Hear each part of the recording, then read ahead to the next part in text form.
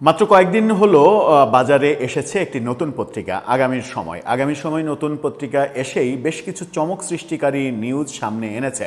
এই পত্রিকার সাথে টাইমস অফ বাংলাদেশ নামে আরেকটা নতুন পত্রিকা, তারা সাম্প্রতিক সময়ে বেশ কিছু গুরুত্বপূর্ণ রাজনৈতিক খবর সামনে এনেছে। আগামীর সময় এবার একটা বড় খবর দিচ্ছে। সেই বড় খবরটা হচ্ছে, আওয়ামী লীগ যখন দেশে ফেরার চেষ্টা করছে, শেখ হাসিনা যখন দেশে ফেরার ঘোষণা দিচ্ছেন, ঠিক সেই মুহূর্তে গত 2 বছর রীতিমতো পর্দার আড়ালে থাকা আওয়ামী লীগের যে শরিক 14 দল, সেই 14 দল মাঠে ফিরছে। তাহলে কি এটা বলা যায় যে আওয়ামী লীগকে ফেরানোর পরিকল্পনায় 14 দল সরাসরি মাঠে ভূমিকা পালন করতে শুরু করেছে? যদি তাই করে, তাহলে এবার কি তারা সরকারের এবং সরকার বিরোধী রাজনৈতিক দলগুলোর রোষানলে আরও বেশি করে পড়তে চলেছে? একটু আলোচনা করে বোঝার চেষ্টা করি, চলুন এই ভিডিওতে। থাকবেন পলিটিক্স টিভির নিয়মিত আয়োজন। দর্শক, বলছিলাম আওয়ামী লীগ ফেরা, শেখ হাসিনার দেশে ফেরার প্রস্তুতির দায়িত্ব জাহাঙ্গীর কবির নানককে দেয়া।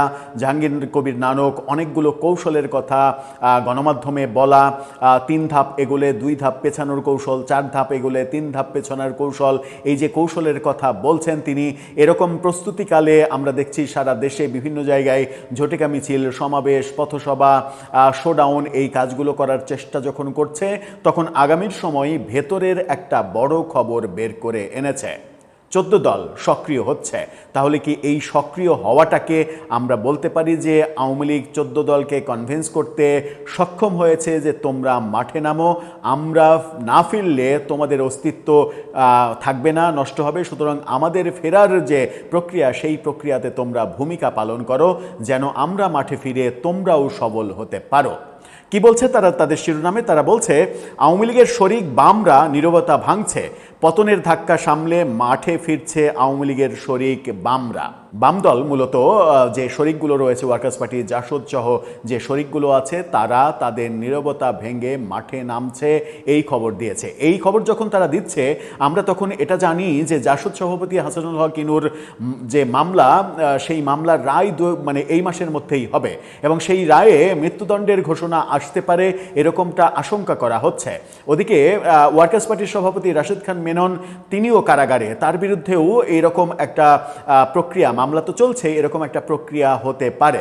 যখন এটা হতে পারে, তখন কি জাসদ, ওয়ার্কার্স পার্টির সহ অন্যান্য দলের নেতাগুলো মনে করছে যে আমাদের আর আসলে নীরব থাকার কোনো স্কোপ নেই, নীরবতা ভাঙতে হবে, মূল নেতা কারাগারে মৃত্যুদণ্ডের মুখোমুখি প্রায়, সেই সময় আমরা যদি হাত পা গুটিয়ে বসে থাকি, তাহলে তো আর সেটাকে রাজনীতি বলা হলো না। যে পয়েন্টগুলো আগামী সময় তুলে এনেছে, সেই পয়েন্টগুলোর মধ্যে অন্যতম পয়েন্ট রয়েছে, চাঙ্গা হচ্ছে দলীয় কার্যালয়, অর্থাৎ এই দলগুলো তাদের নিজের দলীয় কার্যালয় চাঙ্গা করছে।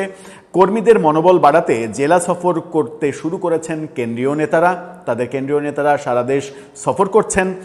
আওয়ামী লীগের দায় নিতে নারাজ শরিকরা, তাদের রাজনৈতিক কৌশল হচ্ছে তারা বলবে যে আওয়ামী লীগের দায় আমরা নিতে চাই না।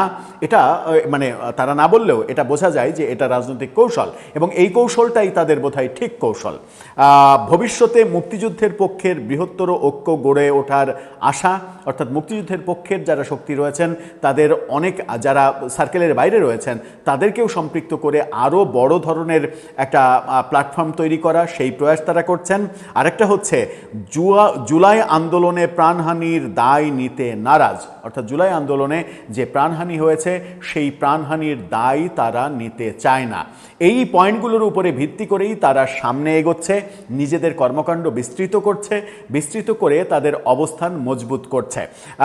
এটার 2টা কারণ থাকতে পারে। সেটা হচ্ছে যে মানে আওয়ামী লীগ এবং শেখ হাসিনার ফেরাতে সহযোগিতা করা যেমন, তেমনি তাদের নিজেদের নেতারাও কিন্তু বিপদে রয়েছে, মহাবিপদে, মানে জীবনের শঙ্কায় রয়েছেন।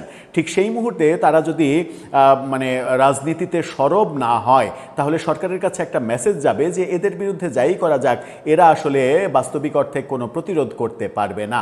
সুতরাং তাদের নিজেদের জীবনের স্বার্থেই, তাদের নিজেদের রাজনীতির স্বার্থেই এই সরব হওয়াটা হয়তো প্রয়োজন তারা মনে করছে।